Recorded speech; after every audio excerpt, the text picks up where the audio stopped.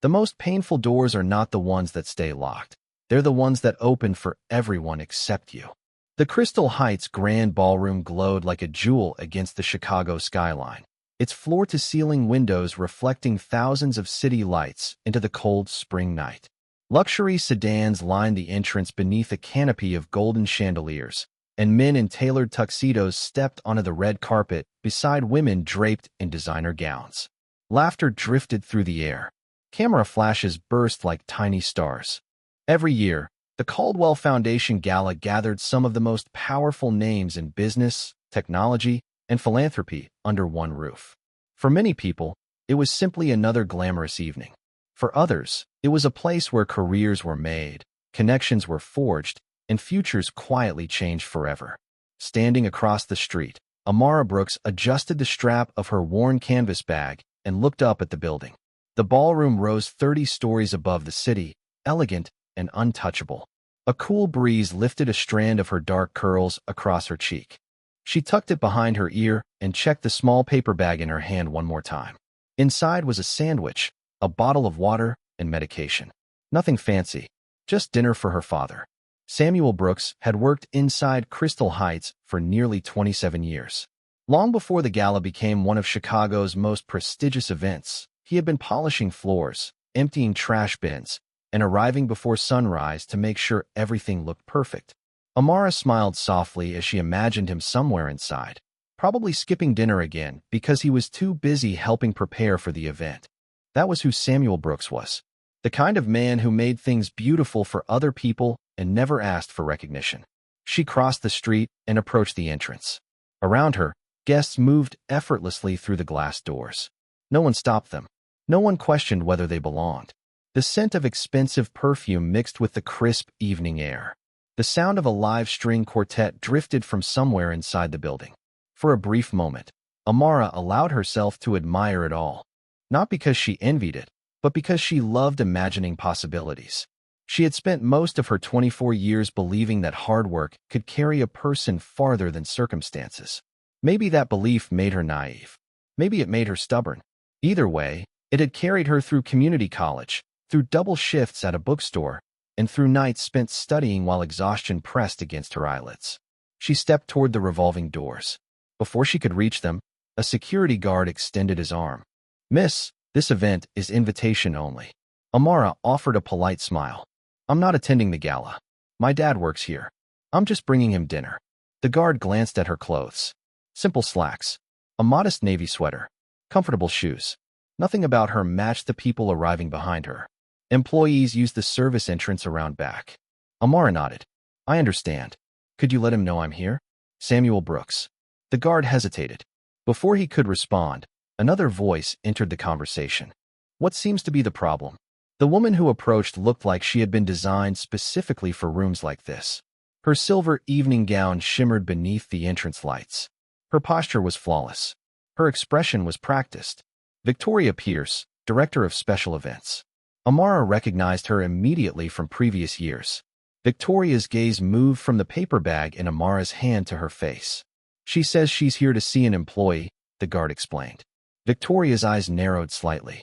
"Tonight?" she asked. "During the gala?" Amara remained calm. "Just for a minute. My father forgot his dinner." Victoria folded her arms. Around them, guests continued entering the ballroom.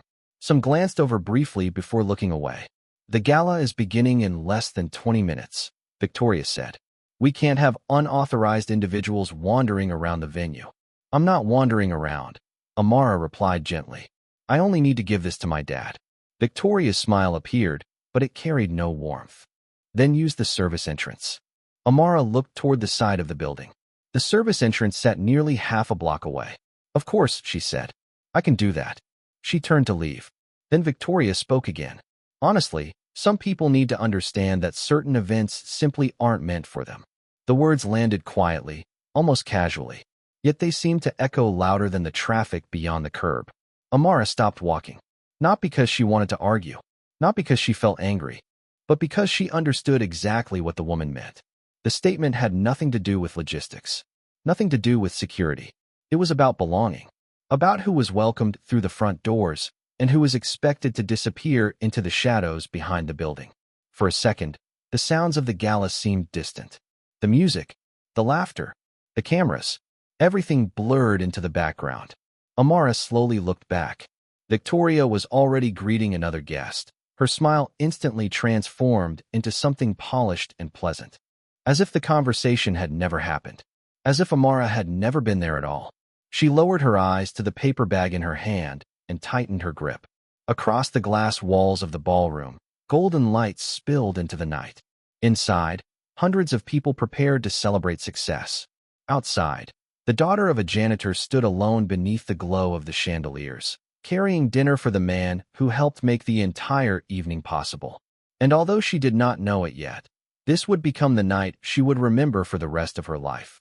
The night a door closed in front of her face, and the night she quietly decided that one day the same room would have no choice but to listen when she spoke. Amara walked the long route toward the service entrance without looking back. The music from the ballroom faded with every step, replaced by the steady hum of ventilation units and the distant sound of traffic moving through downtown Chicago. The rear side of Crystal Heights was a different world entirely. No chandeliers, no red carpet, no photographers, only delivery trucks, maintenance doors, and employees moving quietly through the shadows to make the evening run smoothly for people who would never notice them. She reached the steel entrance and pressed the intercom. A familiar voice answered almost immediately. Samuel Brooks speaking. The tension in her chest eased. "Hey, Dad." There was a brief pause, followed by warmth. "Amara? What are you doing here?" "Bringing you dinner before you forget to eat again." A soft chuckle crackled through the speaker. "You know me too well." Seconds later, the door opened. Samuel Brooks stepped into the corridor wearing a maintenance uniform with a name tag pinned above his heart. At 61 years old, his shoulders were not quite as broad as they once were, but his smile remained unchanged. It was the kind of smile that made people feel safe, the kind that survived difficult years without becoming bitter. "You did not have to come all the way downtown," he said as he accepted the paper bag. "I wanted to." Samuel glanced toward her face.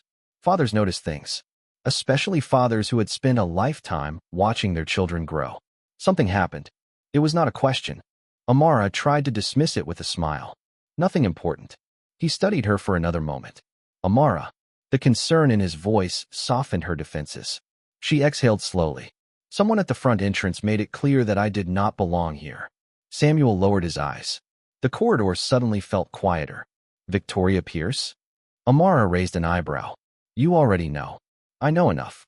He leaned against the wall and shook his head. "I am sorry. Dad, you did not do anything. Maybe not tonight." His gaze drifted down the hallway. "But I spent years pretending comments like that did not matter." Amara frowned. "What do you mean?" Samuel smiled sadly. "When you work in places like this long enough, people stop seeing you. You become part of the furniture, part of the building." He looked at the polished floor beneath them.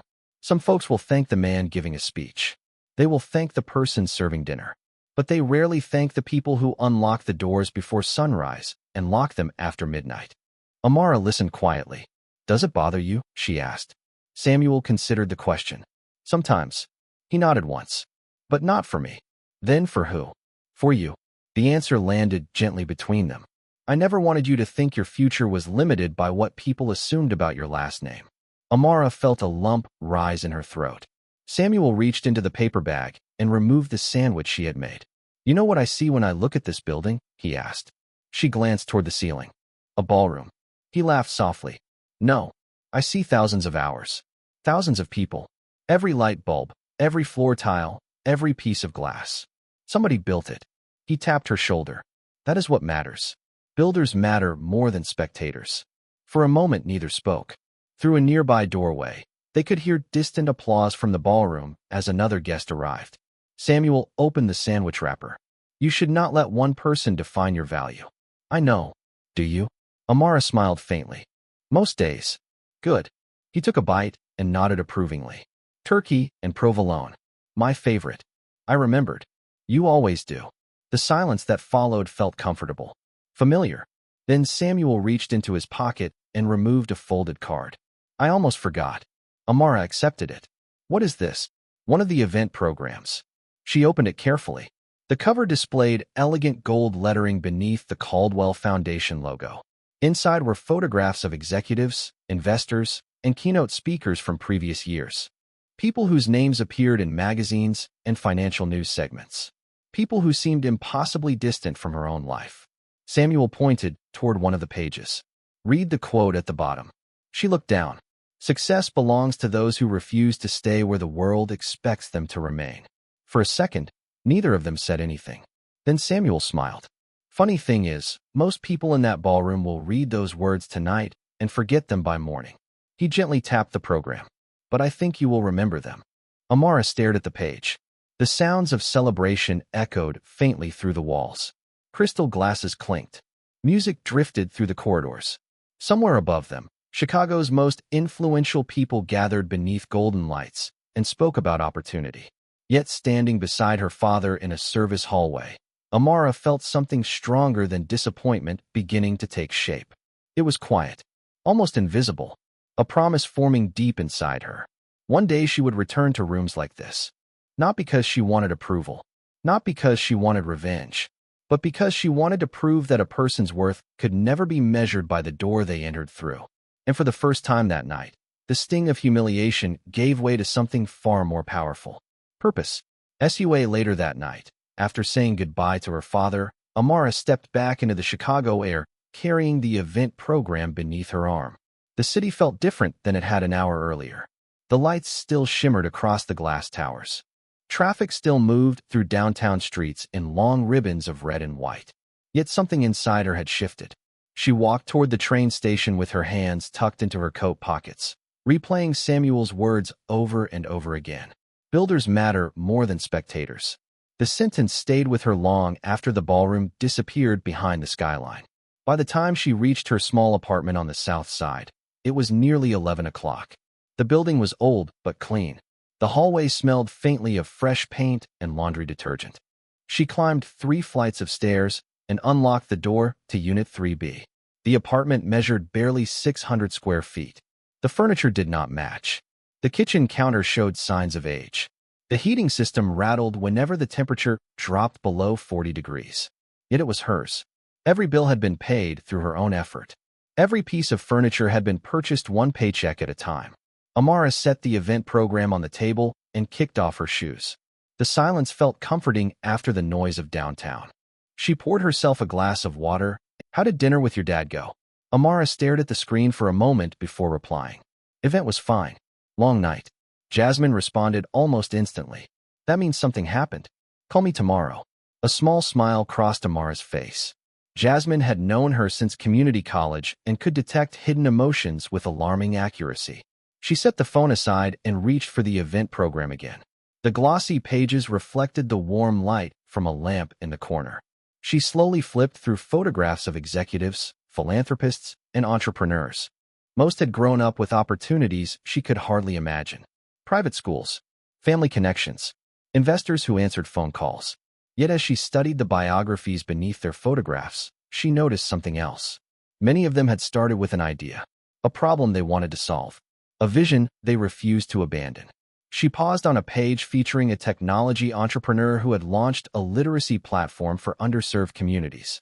The company had begun in a garage. Today it served millions of students nationwide. Amara read the story twice, then 3 times. The clock moved past midnight. Outside, the city grew quieter. But she remained at the table reading, learning, thinking. Somewhere between one chapter and the next, her attention drifted toward a notebook sitting nearby. It was filled with sketches, ideas, and half-finished concepts she had collected over the years. Most people saw obstacles. Amara had a habit of seeing systems that could be improved, educational resources that were too expensive, tutoring programs that failed students from lower-income neighborhoods, technology that never reached the communities that needed it most. She opened the notebook and turned to a page covered in handwritten notes. At the top, she had written a question months earlier. What if every student had access to personalized academic support regardless of income? She stared at the sentence. The idea had always felt too ambitious, too expensive, too unrealistic. But tonight something was different. The humiliation at the ballroom entrance still lingered, yet it no longer felt like a wound. It felt like fuel. Her eyes drifted toward the event program again. Success belongs to those who refuse to stay where The months that followed settled into a rhythm that would have exhausted most people. Amara woke before sunrise, attended classes during the day, worked evening shifts at the bookstore, and spent countless hours developing the educational platform that existed only in notebooks and spreadsheets. Some mornings she left her apartment while the streetlights were still glowing. Some nights she returned home after midnight with tired feet and a backpack full of assignments. Yet every time exhaustion threatened to convince her to slow down, she remembered the feeling of standing outside Crystal Heights while other people walked effortlessly through doors that seemed permanently closed to her. That memory never made her angry. It made her determined. Summer arrived, bringing humid afternoons and crowded sidewalks. One Saturday morning, Amara sat in a small coffee shop reviewing a presentation she planned to enter in a regional innovation competition. The prize was modest compared to major business contests, but it offered something she desperately needed: visibility, opportunity, a chance to place her idea in front of people who could help turn it into reality. She adjusted her glasses and read through the slides again. Personalized learning, affordable access, community partnerships. The concepts were clear in her mind. The challenge was convincing others they mattered. Across town, Samuel continued working long hours. He never complained. He never asked for recognition. Yet Amara noticed new signs of fatigue whenever they shared dinner together. Sometimes he rubbed his shoulder after long shifts. Sometimes he paused before standing from a chair. When she mentioned it, he always smiled and changed the subject. One evening, she arrived at his apartment carrying groceries and found him sitting at the kitchen table surrounded by paperwork. Utility bills, insurance statements, maintenance invoices. Samuel quickly gathered them into a stack. "Just organizing things," he said. Amara looked at him carefully. "Dad, are you working extra hours?" Samuel's expression gave him away before he answered. "A few." "How many is a few?" "Enough." She crossed her arms. "That is not an answer." Samuel laughed softly. "You got that stubborn streak from your mother." The mention of her mother always carried warmth. Denise Brooks had passed away years earlier after a long illness, but her presence remained woven into nearly every family memory. "Dad," Amara's voice softened. "Why are you taking extra shifts?" He hesitated. For a moment the kitchen fell silent except for the hum of the refrigerator. "Because dreams cost money," he finally said. "And because I know you are trying to save every dollar you can." Amara looked away. The realization settled heavily in her chest. "You should have told me." "And let you worry?" Samuel shook his head. "Absolutely not. You are already worrying for both of us. That is part of being a parent." Amara sat across from him. The evening sunlight filtered through the window, painting golden reflections across the table. "I do not want your sacrifices to become my burden." Samuel smiled. "Then make them count." His words lingered long after the conversation ended. A week later, the day of the innovation competition finally arrived. The event was held inside a conference center overlooking Lake Michigan. Hundreds of participants filled the building. Entrepreneurs, students, investors, dreamers. Amara walked through the lobby carrying a borrowed blazer and a laptop that had survived years of use. Around her, other contestants rehearsed pitches backed by polished graphics and professionally designed materials. For a brief moment, doubt crept into her thoughts. Maybe she was not ready. Maybe she was aiming too high. Then she remembered Samuel standing in maintenance hallways before dawn. She remembered him carrying responsibilities without complaint. She remembered every lesson he had taught her about dignity and perseverance. When her name was called, she stepped onto the stage. The room seemed enormous beneath the bright lights. Rows of judges watched from the front. The microphone amplified every breath. Amara swallowed once and began speaking. The first minute felt difficult. The second became easier. By the third, her confidence took over. She was no longer presenting slides. She was sharing a vision. She spoke about students overlooked by existing systems. She spoke about opportunity. She spoke about potential hidden inside neighborhoods that rarely appeared in success stories. When she finished, applause echoed across the room. It was not thunderous. It was not life-changing. But it was real. Later that evening, the judges announced the winners. Third place, second place, then first place. The winning teams celebrated near the stage while cameras flashed around them. Amara smiled politely and joined the applause. Her name had not been called. She gathered her materials and prepared to leave. Yet as she reached the exit, One of the judges approached her. Miss Brooks. She turned. Yes. The woman extended a business card. You did not win today, she said. But your idea is the one I cannot stop thinking about. For the first time since stepping off the stage, Amara felt her pulse quicken. The judge smiled. Call me on Monday. I think we should talk. Monday arrived with gray skies hanging over Chicago and a steady drizzle tapping against office windows across the city. Amara spent most of the morning trying to focus on work, but her attention kept drifting toward the business card resting inside her notebook. By noon, she finally stepped outside during her lunch break and dialed the number. The call connected after 2 rings. This is Diane Whitaker. The voice was confident and direct. Hello, Ms. Whitaker. This is Amara Brooks. A smile immediately entered the woman's voice. I was hoping you would call.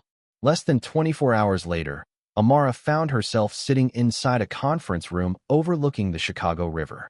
The office belonged to Whitaker Ventures, a firm known for supporting early-stage educational and community-focused companies. Floor-to-ceiling windows framed the skyline, while boats moved slowly through the water below. For a moment, Amara felt out of place among the polished furniture and modern architecture. Then she remembered why she was there. Diane Whitaker entered carrying a tablet and a cup of coffee. She wasted no time with small talk. Your presentation had flaws, she said as she took a seat. Amara blinked. Diane smiled. Your financial projections need work. Your growth timeline is optimistic. And your market analysis could be stronger. Amara's shoulders lowered slightly. Diane leaned forward. But your mission is real. That is harder to find. Hope flickered inside her chest. Diane opened the tablet. Tell me why this matters so much to you. For the next hour, Amara spoke honestly. She talked about underfunded schools. She talked about students who fell behind because personalized help was too expensive. She talked about parents working multiple jobs and children whose potential was often overlooked. Most importantly, she talked about her father. She described a man who spent decades helping maintain buildings filled with opportunity while rarely receiving opportunity himself. Diane listened without interrupting. When Amara finished, silence filled the room for several seconds. Then Diane nodded. Good. Good. Amara asked. You care about the problem more than the company. Diane smiled. The best founders usually do. The meeting ended with something Amara never expected. A small seed investment. Not enough to change her life overnight. Not enough to guarantee success. But enough to transform an idea into a legitimate business. When Amara walked back onto the sidewalk, the city looked brighter despite the rain. She immediately called her father. Samuel answered on the second ring. Everything okay, Dad? She said, struggling to contain her excitement. Someone believes in the idea. There was silence. Then a laugh filled the line. I told you somebody would eventually catch up. Over the next year, life became a blur of meetings, prototypes, setbacks, and small victories. Amara rented a tiny office no larger than a storage room. The paint on the walls was peeling. The heating barely worked during winter. Yet every morning, she unlocked the door with pride. A folding table served as a desk. 2 mismatched chairs became the conference area. The company had exactly 3 people. Amara, a software developer working part-time, and a college student handling customer support. It was not glamorous. It was survival. Some months they celebrated signing a new school district. Other months they worried about making payroll. There were evenings when Amara sat alone in the office staring at spreadsheets long after sunset. More than once she questioned whether the dream was realistic. More than once she considered quitting. Each time, Samuel found a way to remind her why she started. One winter evening, he arrived carrying a box of pizza and a thermos of coffee. Snow drifted outside the office windows while traffic crawled through icy streets. Samuel looked around the cramped space and smiled. This reminds me of something. What? Amara asked. A construction site. She laughed. Dad, this looks nothing like a construction site. Sure it does. He gestured around the room. People always admire finished buildings. They rarely appreciate the mess that comes first. Amara looked around. Tangled cables. Whiteboards covered in notes. Half-finished projects. Endless work still waiting to be done. Samuel nodded. You are building something. The words stayed with her. Months later, those words became even more important. Because just when the company seemed ready to gain momentum, a major contract unexpectedly fell apart. Revenue disappeared. Investors became cautious. Bills continued arriving. For the first time since launching the business, the future felt uncertain again. And standing in the center of her small office one evening, surrounded by dreams that suddenly seemed fragile, Amara faced a question she could no longer avoid. Was determination enough when success remained just out of reach?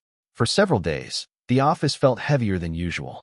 The energy that had once filled the small space with optimism was replaced by quiet uncertainty.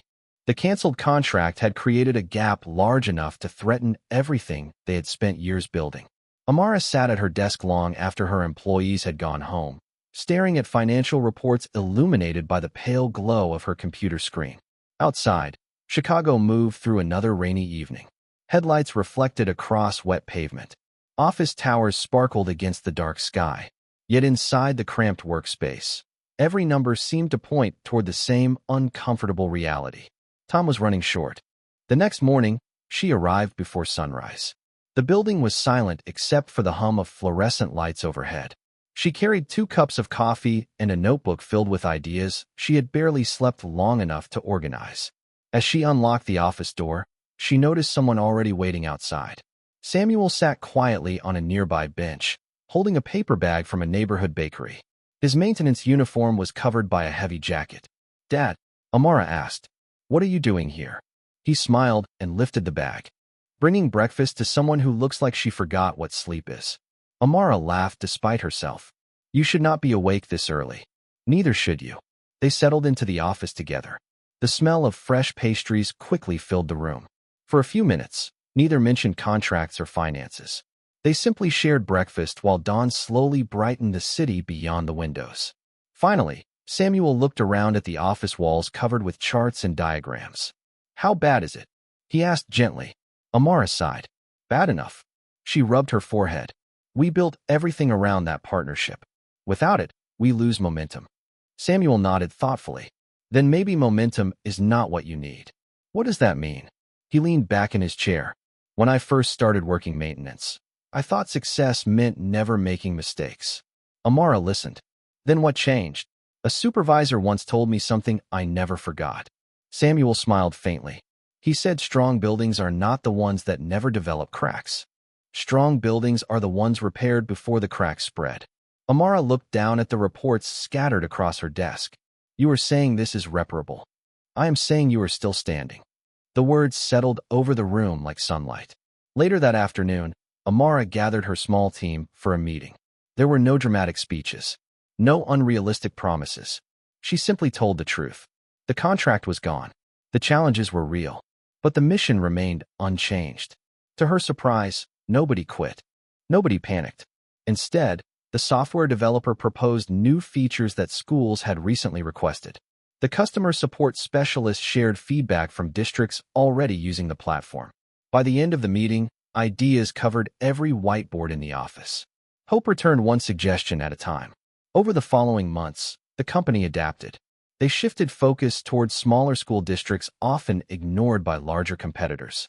They simplified pricing. They improved accessibility features. Most importantly, they listened. Teachers shared frustrations. Parents offered suggestions. Students described challenges adults rarely considered. Amara treated every conversation like a lesson. Slowly, the platform became stronger. Then one unexpected email changed everything. It arrived on a Thursday afternoon while Amara was reviewing support tickets. The subject line seemed ordinary enough. Request for demonstration. She almost ignored it. Then she noticed the sender. The message came from one of the largest urban school systems in the Midwest. Amara read the email twice to make sure she understood it correctly. The district wanted a demonstration. Not next month. Not next year. The following week. Her pulse quickened. She immediately called Diane Whitaker. "This could be huge," Diane said after hearing the news. "It could also be terrifying." Amara laughed nervously. That too. The next 7 days passed in a blur of preparation. Every detail mattered. Every presentation slide. Every software update. Every statistic. On the morning of the demonstration, Amara stood alone in a conference room before the first attendees arrived. Through the glass walls, she could see educators gathering in the hallway. Some carried notebooks. Others carried tablets. All of them carried expectations. She took a slow breath and remembered a service hallway years earlier. She remembered carrying dinner for her father. She remembered being told certain places were not meant for people like her. Then she straightened her shoulders. Because this time, nobody had the power to decide whether she belonged in the room. She had earned her place there herself. The presentation lasted 90 minutes, but for Amara it felt like a single breath stretched across an entire morning. Questions came from every direction. School administrators asked about budgets. Technology directors asked about implementation. Teachers asked about classroom realities. Unlike earlier meetings in her career, she did not try to sound impressive. She answered honestly. When she did not know something, she admitted it. When she understood a problem, she explained how her team planned to solve it. By the time the final slide disappeared from the screen, the room had grown noticeably quieter. Not because people were uninterested, because they were thinking. One superintendent closed his notebook and leaned forward. You built this because you experienced these gaps yourself, did not you? Amara nodded. Yes. The man smiled. That explains why your answers sound different from everyone else's. The meeting ended without any promises. No contracts were signed. No celebrations followed. Yet as attendees filtered out of the room, several remained behind to exchange business cards and continue conversations. Diane Whitaker, who had attended quietly from the back row, approached once the room emptied. You did well, she said. Amara exhaled slowly. I have no idea what happens next. Diane laughed. Neither do they. 3 weeks later, the answer arrived. The school district approved a pilot program. Then another district expressed interest. Then another. What began as a small opportunity quickly became something larger. Emails multiplied. Phone calls filled entire afternoons. Teachers shared success stories. Students who had struggled for years began showing measurable improvement. The platform was no longer just an idea fighting for survival. It was becoming a solution people trusted. The company expanded into a larger office. Additional employees joined the team. Whiteboards that once held uncertain plans now tracked partnerships across multiple states. One afternoon, Amara stood beside a wall-sized map covered in colored markers showing every district currently using the platform. She stared at it for a long moment. Years earlier, she had sketched the concept in a notebook inside a tiny apartment. Now schools hundreds of miles away were benefiting from it. The realization felt almost unreal. Recognition soon followed. Industry publications began mentioning the company. Education conferences invited Amara to speak. Local news outlets requested interviews. At first, she found the attention uncomfortable. She preferred discussing students and teachers rather than herself. Yet every article brought new opportunities. Every conversation opened another door.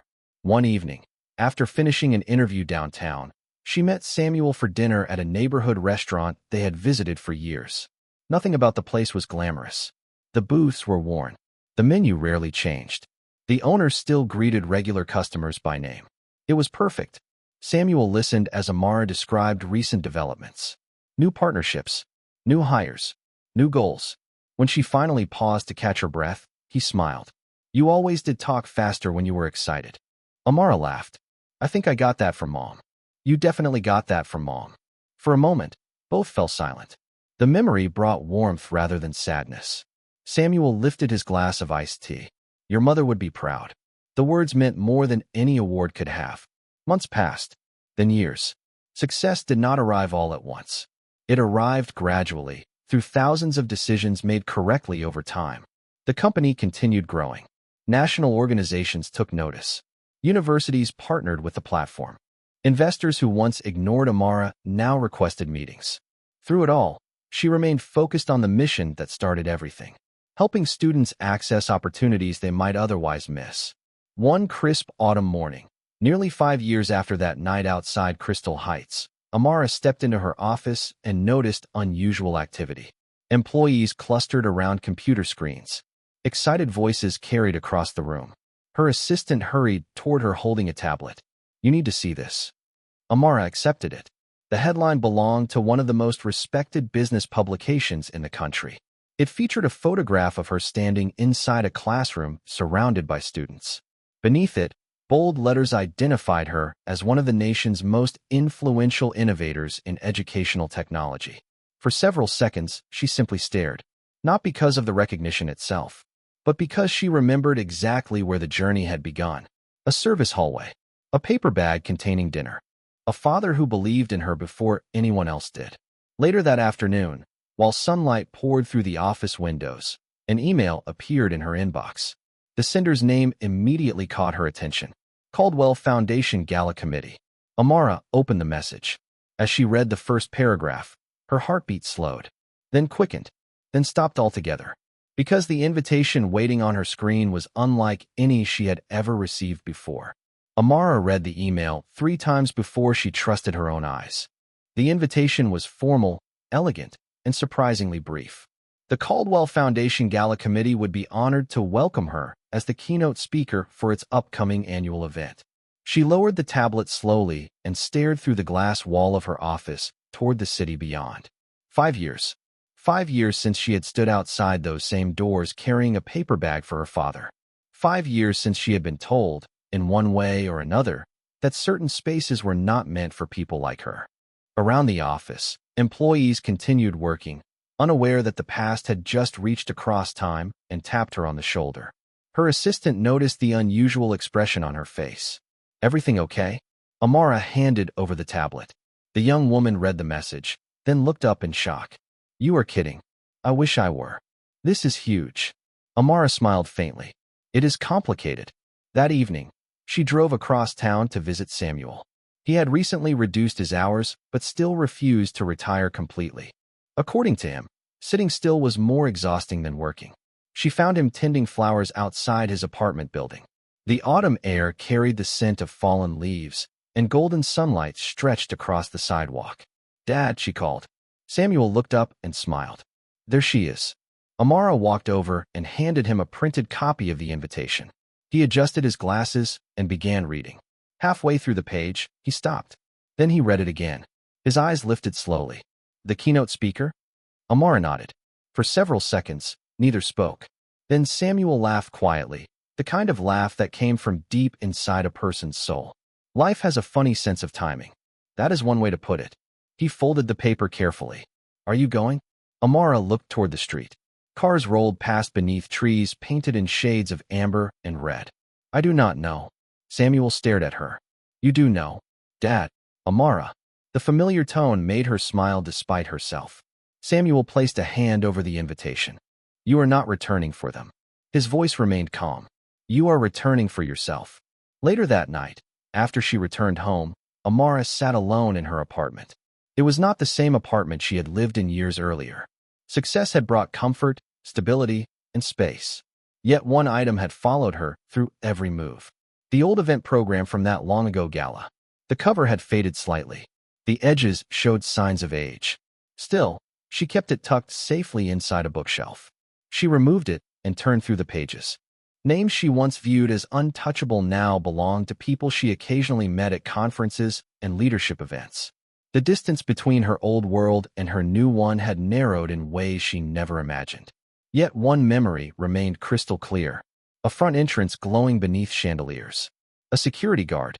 A dismissive smile. A sentence she never forgot. Certain events simply are not meant for everyone. Amara closed the program. She no longer felt hurt when she remembered those words. Time had transformed the memory into something else. Perspective. The following week, preparations for the gala began. Calls with event organizers filled her calendar. Public relations teams coordinated schedules. Media requests arrived daily. During one planning meeting, a committee member mentioned the evening's host, Ethan Caldwell, chairman of the foundation and chief executive officer of Caldwell Enterprises, the same organization that sponsored the event year after year. Amara recognized the name immediately. Ethan Caldwell had become one of the most influential business leaders in the country. Known for strategic thinking and disciplined leadership, he appeared regularly in financial publications and national interviews. Yet she had never met him personally. Across town, Ethan sat inside a boardroom reviewing event preparations. Reports covered the table. Guest lists, sponsorships, media schedules. He turned a page and paused at the keynote speaker profile. Amara Brooks, founder, innovator, national education advocate. He studied the photograph attached to the report. "Excellent choice," he said. "She has an impressive story." No one in the room noticed the irony. Neither did he. Because while Ethan Caldwell recognized the successful entrepreneur preparing to address hundreds of influential guests, he had no idea that the woman in the photograph carried a memory connected to the very building where the gala would soon take place. And as the date of the event drew closer, fate quietly moved two paths toward a collision years in the making. 3 days before the gala, the final planning meeting took place inside Crystal Heights. The ballroom sparkled beneath newly polished chandeliers while event staff moved between tables making last-minute adjustments. Floral arrangements arrived by the dozens. Lighting technicians tested stage equipment. Large screens displayed welcome messages for guests who would soon fill the room.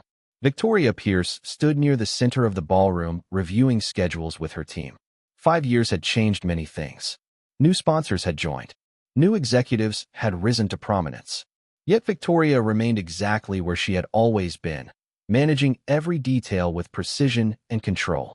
An assistant hurried toward her carrying a folder. The keynote speaker package just arrived. Victoria accepted it without much interest. She had reviewed hundreds of speaker profiles over the years. Most blended together after a while. She opened the folder while walking toward the stage. The first page contained a professional photograph.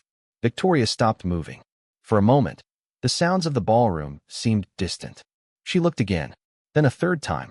The woman smiling from the page looked familiar. Older, more confident, more accomplished, but unmistakably familiar. Victoria slowly lowered the folder. "No," she whispered. She flipped through the biography. Founder, nationally recognized innovator, featured in major publications, advisor to educational institutions across the country, recipient of multiple leadership awards. The words blurred together, because all Victoria could see was a young woman standing outside the front entrance years earlier carrying a paper bag. A young woman she had dismissed without a second thought. Her stomach tightened. Nearby, an event coordinator noticed her expression. "Everything okay?" Victoria forced a smile. "Fine." But she was not fine. She continued reading. Every achievement felt impossible compared to the memory she carried. Not because the success itself was surprising, because she suddenly realized how completely she had misjudged someone. The realization followed her throughout the day. By evening, she found herself sitting alone in her office, staring at the photograph. 5 years earlier, she had forgotten the interaction within minutes. For Amara, it had become a turning point. Victoria wondered how many other moments like that existed. How many people she had dismissed without understanding their story. Across the city, Amara prepared in a very different way. Her focus remained entirely on the speech. She sat in her home office surrounded by drafts, notes, and research. Yet the more she wrote, the less interested she became in discussing her own accomplishments. Awards could fill a biography. Revenue could impress investors. None of it felt important enough. Instead, her thoughts kept returning to one person. Samuel Brooks, the man who spent decades helping others succeed while expecting nothing in return. The man who taught her resilience before she ever learned the word. Late that evening, she drove to his apartment carrying takeout containers from his favorite restaurant. Samuel opened the door wearing reading glasses and holding a newspaper. "You know," he said, smiling, "most successful executives celebrate before major events. I am celebrating." She lifted the food containers. "With chicken parmesan." Samuel laughed and stepped aside. During dinner, they spoke about ordinary things. Neighborhood news, family memories, books they had recently read. Neither mentioned the gala until the meal was nearly finished. Then Samuel set down his fork. "I received something today." He reached into a drawer and removed an envelope. Amara frowned. "What is that?" "Open it." She carefully unfolded the letter inside. Her eyes widened immediately. The Caldwell Foundation formally invited Samuel Brooks to attend the gala as a distinguished guest. Transportation, accommodations, VIP seating. Everything had been arranged. Amara looked up.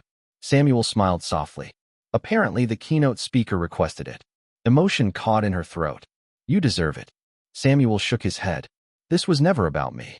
"It always was." The apartment grew quiet. Evening light faded beyond the windows while city lights slowly illuminated the streets below. Samuel looked at the invitation resting between them. "Do you remember what I told you after that night?" Amara nodded. "Builders matter more than spectators." "Exactly." He smiled. "Looks like the world is finally noticing the builder." 2 nights later, Inside Crystal Heights, final preparations continued. Victoria stood alone near the entrance where everything had started years ago. The polished marble reflected the golden glow overhead. Guests would soon walk through those doors exactly as they always had. Yet for the first time in a long time, she felt uneasy. Because somewhere beyond the city lights, a woman she once believed did not belong was preparing to return. And this time, nobody would have the power to stop her from walking through the front entrance. The night of the gala arrived wrapped in a glow of city lights and quiet anticipation. Crystal Heights stood against the Chicago skyline like a monument of glass and gold, every window reflecting the energy of an evening that had become one of the most anticipated events of the year. Luxury vehicles lined the curb beneath the illuminated entrance canopy. Camera flashes burst across the red carpet. Reporters adjusted microphones while guests stepped from chauffeured cars wearing tailored suits and elegant gowns. Inside, the ballroom shimmered beneath crystal chandeliers, each table arranged with flawless precision. Conversations drifted through the room like soft music. Everywhere people spoke about leadership, innovation, and opportunity. Yet one name appeared again and again throughout the crowd. Amara Brooks. Near the entrance, Victoria Pierce stood reviewing final details. Although her expression remained professional, a nervous energy lingered beneath the surface. Every few minutes she glanced toward the front doors. She had spent days preparing herself for this moment, yet nothing seemed capable of quieting the thoughts running through her mind. Across the ballroom, Ethan Caldwell greeted sponsors and foundation partners. His dark suit was perfectly tailored, his posture confident, his attention divided between a dozen conversations. The gala represented years of work for the foundation. Scholarship programs, educational initiatives, community investments. Everything the organization hoped to accomplish would be highlighted tonight. And at the center of the evening stood a keynote speaker whose story had already inspired thousands. Outside, a black sedan turned onto the boulevard leading toward Crystal Heights. Inside, Amara sat quietly beside her father. Neither spoke for several moments. The city moved past the windows in streaks of light and color. Samuel adjusted the collar of his formal jacket. It was the finest suit he had ever owned. Amara had insisted on it. Looking at him now, she smiled. "You look good, Dad." Samuel laughed softly. "I feel like I am about to attend somebody else's event." "You are." "Whose?" He looked toward her with amusement. "Yours." Amara shook her head. "No. Tonight belongs to everyone who helped me get here." Samuel's expression softened. "Then I am honored to be invited." The car slowed as it approached the entrance. Through the windshield, they could already see photographers, event staff, and guests moving beneath the golden lights. For a brief moment, memories returned. A paper bag, a service entrance, a younger version of herself standing outside looking in. The contrast was impossible to ignore. Yet what surprised Amara most was how little resentment she felt. Time had transformed pain into perspective. The driver opened the door. Cool evening air swept inside. Samuel stepped out first. The moment his polished shoes touched the red carpet, several photographers turned their cameras toward the arriving guests. Then Amara emerged beside him. Conversations nearby paused. A few people recognized her immediately. Others recognized her from magazine covers and interviews. Within seconds, flashes erupted across the entrance. Samuel looked slightly overwhelmed. Amara gently touched his arm. "Just keep walking. Easy for you to say." She laughed. "Trust me, it is not." Together they moved toward the front doors. The same marble entrance, the same golden chandeliers glowing overhead. 5 years earlier, she had approached them carrying dinner for her father. Tonight she approached them with her father walking proudly beside her. Inside, Victoria watched through the glass as the pair crossed the carpet. The sight stopped her completely. Samuel Brooks no longer wore a maintenance uniform. He no longer entered through a service corridor hidden behind the building. He walked through the front entrance as an honored guest. Beside him stood the woman she had once dismissed. Accomplished, respected, welcomed. Victoria felt something tighten in her chest. Not fear, regret. The doors opened. Event staff immediately stepped forward. "Welcome, Ms. Brooks." "Welcome, Mr. Brooks." Their voices carried warmth and respect. Samuel glanced around the magnificent lobby. The polished floors reflected the chandelier light above. Guests moved through the space with effortless confidence. Yet tonight, For the first time in nearly 3 decades, he was not here to prepare the room for someone else. He was here because someone believed his presence mattered. Ethan Caldwell noticed the arrival from across the lobby. He excused himself from a conversation and walked forward. "Ms. Brooks." Amara turned. "Mr. Caldwell." Ethan extended his hand. "Thank you for being here. Thank you for inviting me." His gaze shifted toward Samuel. "And you must be Mr. Brooks." Samuel nodded. "Good to meet you." Ethan smiled warmly. "The honor is mine." For a moment, the three stood together beneath the chandelier light while guests continued gathering around them. Ethan had no idea he was witnessing the final moments before a story hidden for years would quietly come full circle. And as the ballroom doors opened and hundreds of guests took their seats, a sense of anticipation settled across the entire venue. Because before the night ended, one woman would step onto a stage she had once been denied even the chance to enter, and an entire room would learn that dignity, perseverance, and purpose can travel farther than anyone's assumptions ever could. The ballroom lights dimmed slightly as guests settled into their seats. Conversations softened into murmurs. Crystal glasses rested beside carefully folded napkins. The enormous room, which only minutes earlier had been filled with movement and greetings, now focused its attention toward the stage. Amara sat beside her father at a table near the front of the room. Samuel looked around with quiet amazement. For years he had walked through this ballroom before events began and long after they ended. He had adjusted chairs, polished railings, and ensured every detail appeared flawless for people he would never meet. Yet he had never experienced the room this way. Never as a guest. Never as someone invited to simply sit, listen, and belong. Across the ballroom, Ethan Caldwell stepped onto the stage to welcome the audience. Applause echoed through the room.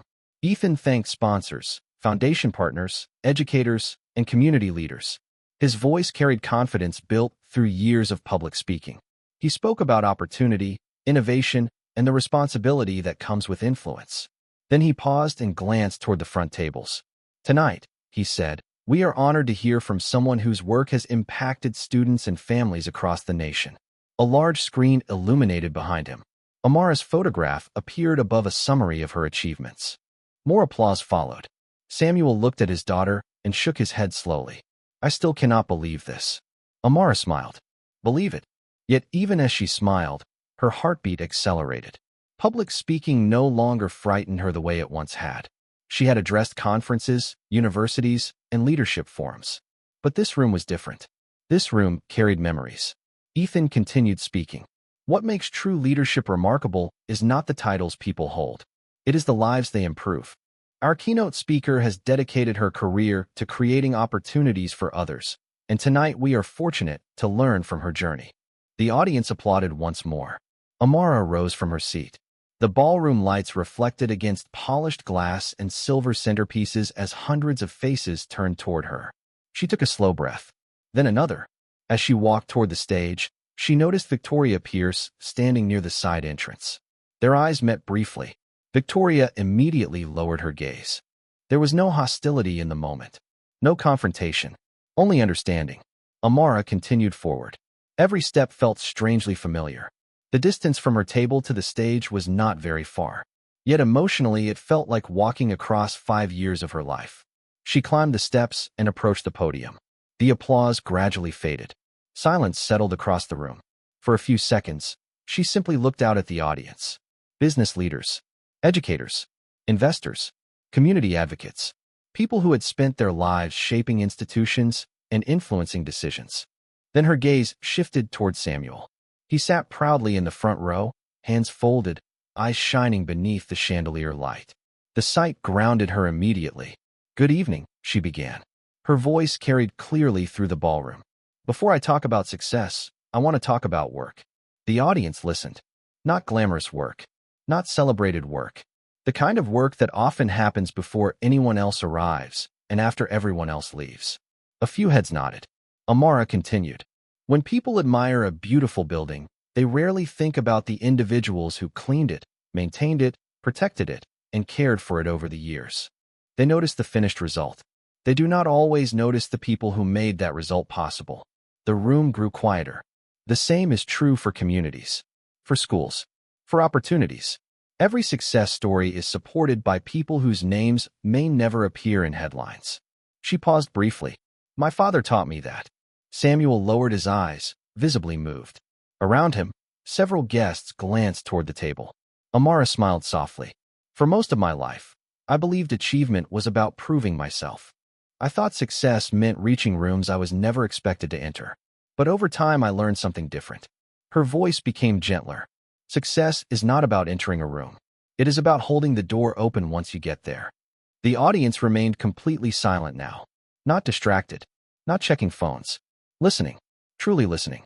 And for the first time that evening, many people began to realize that the speech they were hearing was not simply about business or innovation.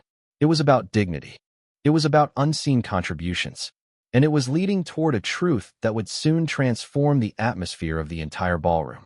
Amara rested her hands lightly on the edges of the podium and allowed the silence to settle. The ballroom remained completely still.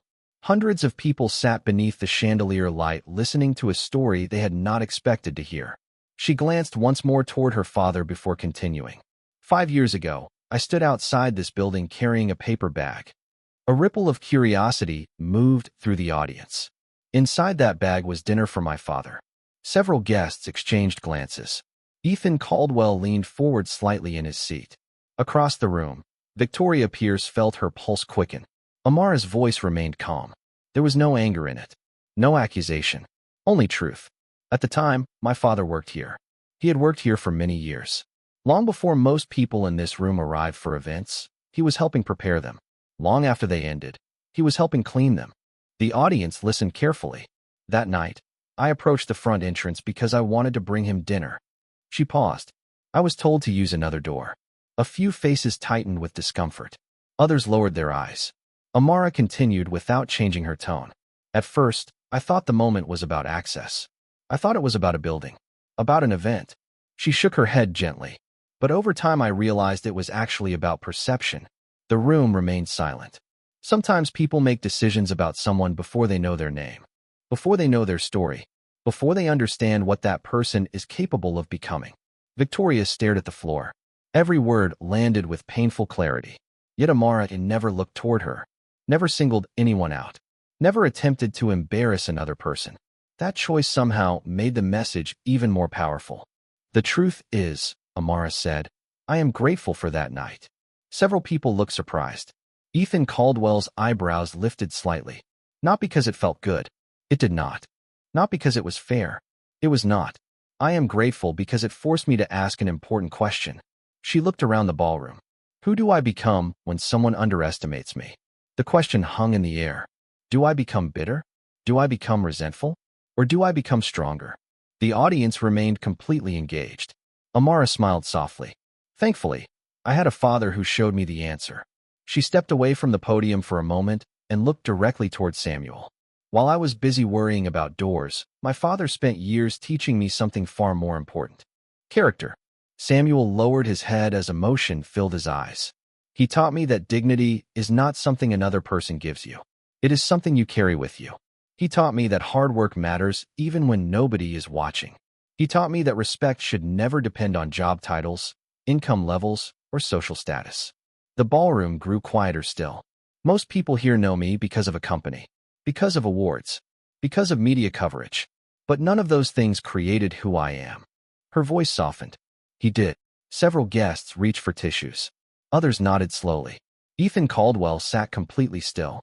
For perhaps the first time that evening, he was not thinking like a chief executive officer. He was thinking like a son, like a human being, like someone reflecting on the people whose contributions often go unnoticed. Amara returned to the podium. Tonight, I want to challenge everyone in this room. Her gaze moved across the audience. The next time you enter a building, notice the people who make it possible. The next time you achieve success, remember the people whose names never appear in reports or headlines. The next time you meet someone, resist the temptation to decide who they are based on where they stand today. The audience remained captivated. Because talent can come from anywhere. Leadership can come from anywhere. Greatness can come from anywhere. Her voice carried warmth and conviction.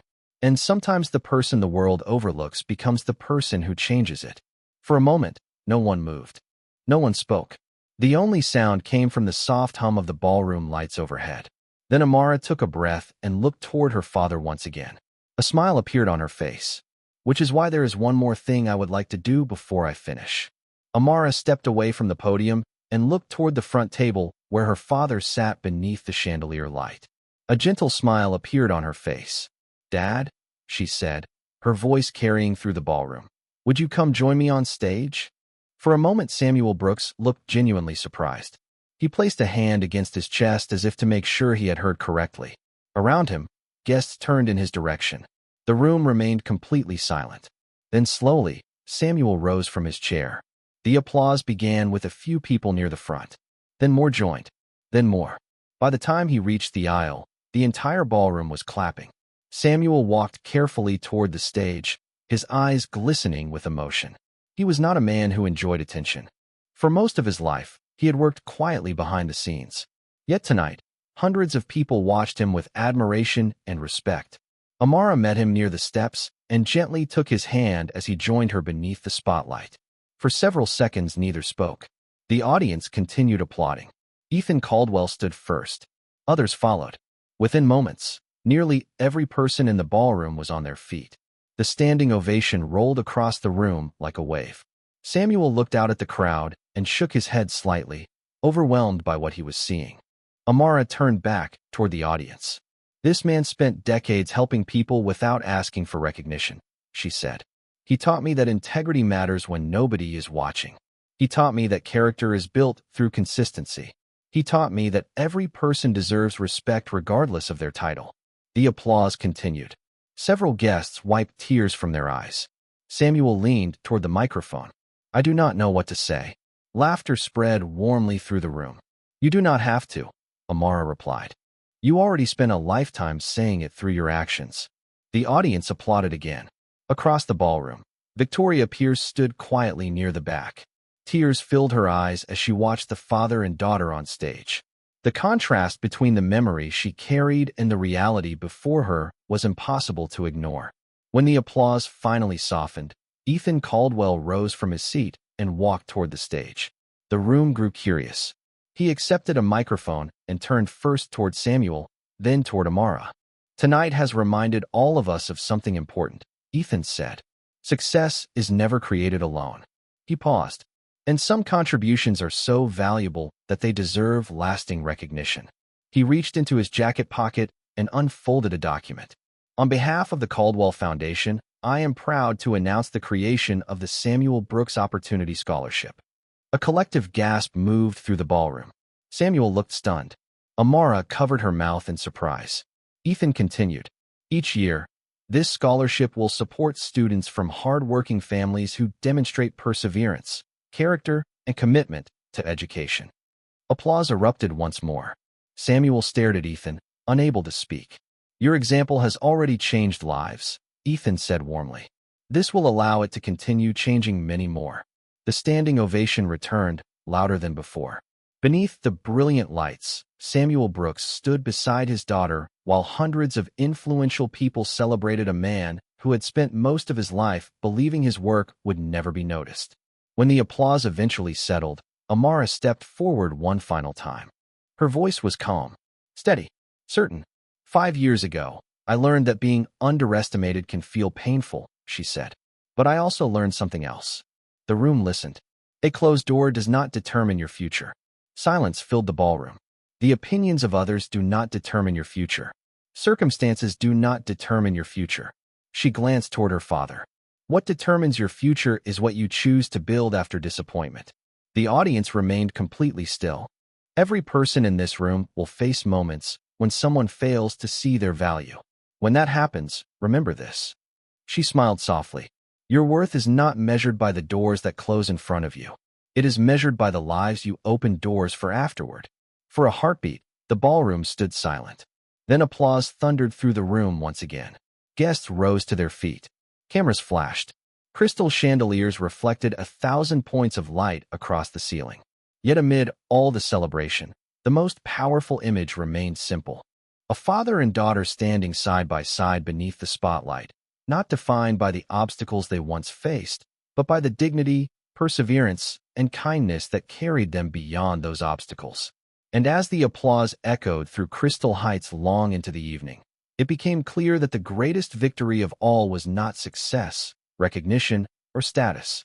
It was the proof that character can travel farther than judgment, that purpose can outlast humiliation, and that sometimes the people the world overlooks become the very people who inspire it.